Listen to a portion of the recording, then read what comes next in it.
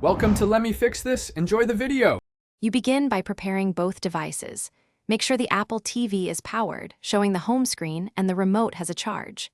Once done, stand close, about 3 to 6 inches, so Bluetooth sees the remote reliably.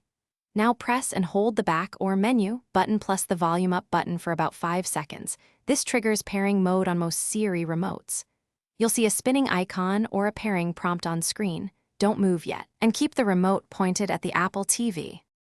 Once the remote sends the pairing signal, watch the Apple TV screen for confirmation and simple prompts. Follow them to complete the handshake. If no prompt appears, manually navigate.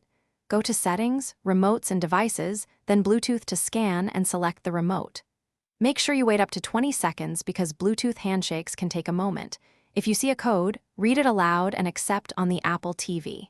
If pairing succeeds, the remote will control the interface immediately. You finish by testing navigation, Siri activation, and volume control to confirm full functionality. Adjust controls and volume settings if behavior differs. If pairing fails, take a systematic approach. Restart the Apple TV, setting system restart or unplug, recharge or replace the remote battery, then retry the hold back plus volume up sequence. If problems persist, perform a force restart of the remote or restore the Apple TV software. This clears lingering. Thanks for watching. If you found this helpful, don't forget to like and subscribe.